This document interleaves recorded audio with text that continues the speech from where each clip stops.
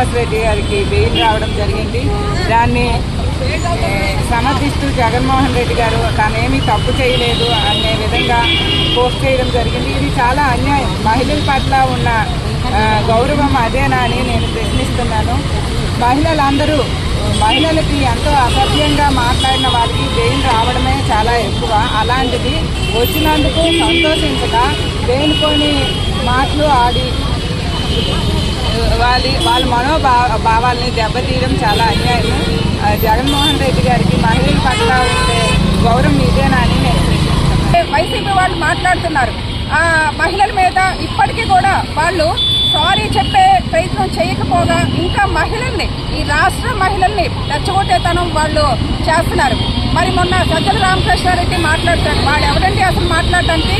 ఆడవాళ్ళు ఏంటది దెయ్యాలు పిశాచులని సంకర జాతులు మాట్లాడుతున్నారు. అసలు వీడు జాతి ఏంటో ముందు ఈ రాష్ట్ర ప్రజలకు చెప్పాలి.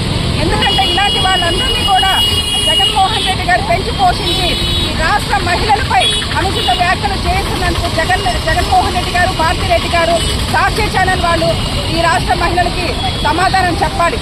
ఇద్దరు ఆడపిల్లలు తల్లిగా వాళ్ళకే బాధ్యులైనప్పుడు ఈ రాష్ట్ర ప్రజల్ని వీళ్ళు ఎలా చూసుకుంటారనేది మాకందరికీ కూడా తెలుసు, ప్రజలకు కూడా తెలుసు. కాబట్టి నిన్న వాళ్ళు ప్రతిపక్ష హోదా కూడా ఇవ్వలేదు.